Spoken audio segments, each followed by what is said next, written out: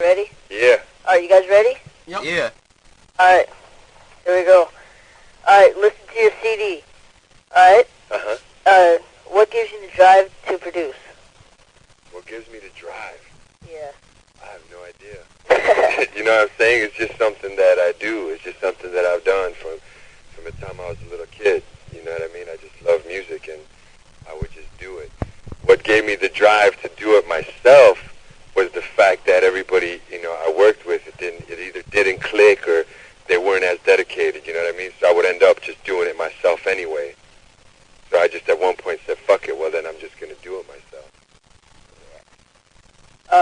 So you're describing music as horrorcore, rock. What category do you think it falls under? I don't think it's horrorcore or rock. I think it's almost like punk rap, or it's like industrial hip-hop or something. You know what I mean? But it's definitely not just rap, you know what I mean? But it's not industrial. It's some weird ground, like punk rap. Yeah. Well, we all know you're on the Bizzar tour. Yep. So what did it feel like performing in front of hundreds of juggalos? It was the bomb, man. I love that crowd, It's funny because, we take shit for granted, and I'll give you an example, playing in front of, playing every night, everybody going crazy and shit. It was awesome. And then in between, we did the show in Las Vegas. During that tour, we did a show opening up for Snoop Dogg, right? Mm-hmm. And, like that crowd, I love Snoop and all that, but that crowd was fucking just lame, dog. They just stood there. You know what I'm saying? Yeah. Like looking proper and shit, wearing pretty clothes. And so it was the bomb, man. Every night I loved it, you know what I mean? I love when the audience goes crazy, when the crowd gets into it. I hate when they just fucking look at you, because they don't want to break a sweat or something. Yeah. Oh, by the way, this ain't in the interview, but are you going to be on the Twisted tour now? Well, we were supposed to do the Twisted tour, but the Bizzar tour had gotten extended because we missed a couple dates, right? So we had to add them to the end of the tour. So the scheduling was all fucked up. And by the time we would have ended up on the Twisted tour, we would have only got to do a couple dates with them. So we didn't do it. Damn, because I'm going on the 30th, and I thought yeah, I know. It totally got fucked up, I mean, it's all good and shit, but the scheduling didn't work out. All right, now, when we were talking about touring before, do you have any plans to tour with any artists for Psychopathic other than Dark Lotus tour? For right now, that's our plan. What we're going to do is we're going to do the gathering, then we're going to do an in-store tour, all of us from Dark Lotus, and then we do the Dark Lotus tour. As far as right now, that's all I got planned for the year. Besides writing, I've been writing new material. All right. We all know Dark Lotus is supposed to be different than every other Psychopathic CD. So what are the differences that'll be besides any other Psychopathic CD? Well, I think one of the main differences is the fact that we did real spells in a lot of the songs. You know what I'm saying? Like real shit, not just, like talking about it. Like it's the actual spell. You know what I mean? Yeah. So it's weird, but when you listen to this stuff, you can feel that there's something going on. You know what I'm saying? Yeah, it's hard to explain, but like when you hear it, it just feels like there's little rumblings happening in the underworld. You know? You said earlier that at the gathering you're going to be doing the Dark Lotus there. Yep. Will Marz be performing like individually at the gathering? Yeah. We're scheduled to play also as. All right. How did it feel when Psychopathic asked you to be a part of the long-awaited Dark Lotus? Felt great, man. And it just happened. You know what I mean? It wasn't planned out. We just clicked. I had gone down to Detroit. We did a song called "Fuck Them," and after we did it, after I had done, got done doing those vocals, Jay was like, "Look, man, you got to be on this Dark Lotus thing with us," and we just did it. You know what I mean? It felt great. It was because it was totally different than what I had ever done before, you know what I mean? And the way we all collaborated together, you know what I mean? It was just a lot of energy and a lot of vibe in the room, so it was the bomb. We all know Psychopathic Records has a shitload of merchandise. What are your future plans with merchandise for Marz? We're definitely going to get some merchandise on the go. We just took out new pictures because, I don't know if you saw us play before, band. I had put a band together to do the live show, and you know, we don't have a band anymore, so we're kind of working. It's a constantly evolving thing, you know. And the reason why is because I had done the record alone. I didn't have a band, so to do it live, I didn't know how to translate it live. So the first thing I tried to do was put together a band. I didn't think that worked very well. So now we're kind of doing it more like a hip hop show. I think I'm gonna keep experimenting until I land somewhere in the middle with something that I'm comfortable with. Alright, are you gonna be featured in ICP's new movie coming out entitled Big Money Rustlers? Yeah, we've talked about it, so we'll see. We definitely talked about it. Hopefully, I mean, the main difficulty with everything is our scheduling. Like I said about the Twisted tour, you know, like ICP are my boys, you know, and I'm down to do whatever with them. You know what I'm saying? Yeah. It's always a question of scheduling. You know what I mean? Yeah. Are you gonna ever produce a single, Patrick? A single? Yeah, like do a CD on Psychopathic? Or are you gonna stay with Imagine? Dog, the ramifications of the political shit with record contracts are so twisted and fucked up. You know what I mean? Yeah. I would love to, but unfortunately right now I'm signed to another label. You know what I'm saying? Yeah, Imagine, right? Yeah, I mean, I was signed to them before I met ICP. I'm sure it wouldn't be that way if I had met ICP first, but it is, you know. So what we're doing right now is, you know,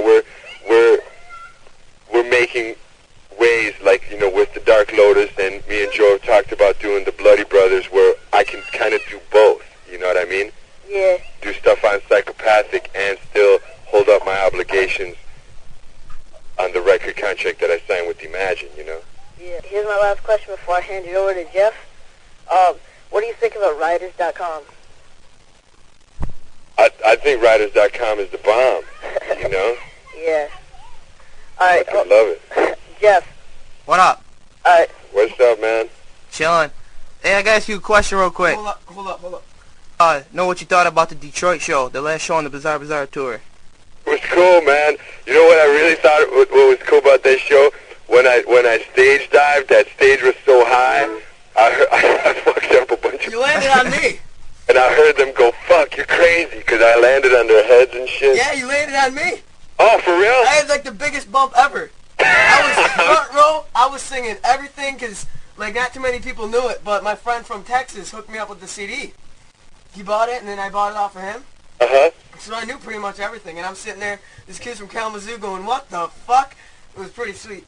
Oh, man, cool. That's fucking funny as hell. Hell yeah. Hey, have you ever been to FagoLovers.com?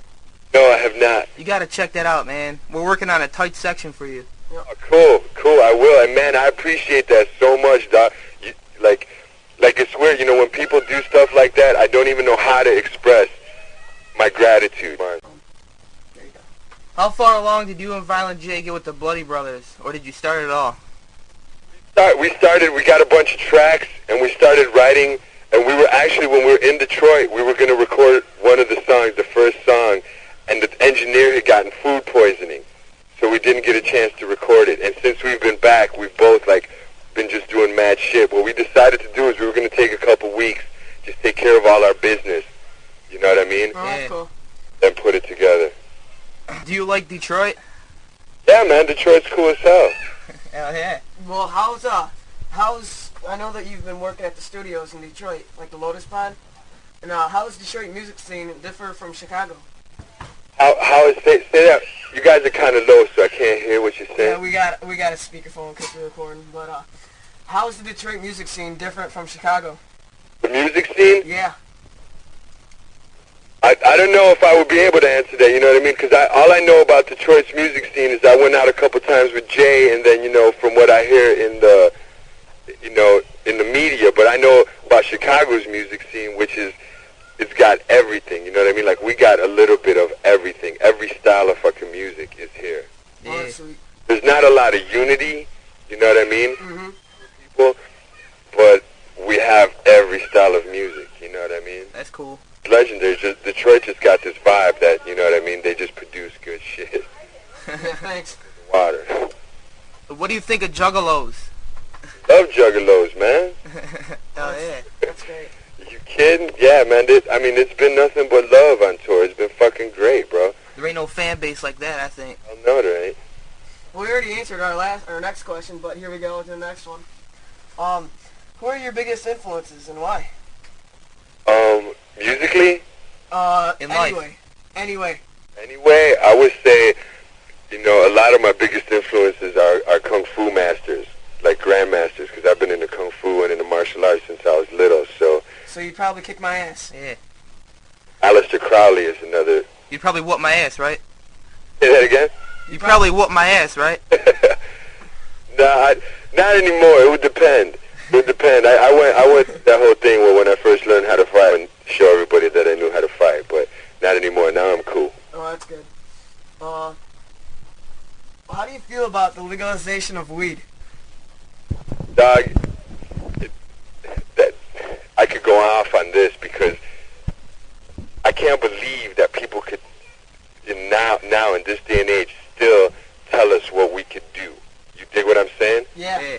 Whether it's weed or swearing or on records or what, it's fucking ridiculous that we still fall for that bullshit.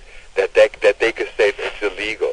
I mean, for real, if we really sit down and think about how fucking ridiculous it is that someone else can legislate what we're allowed to do in that way to ourselves, but make something like alcohol and tobacco legal.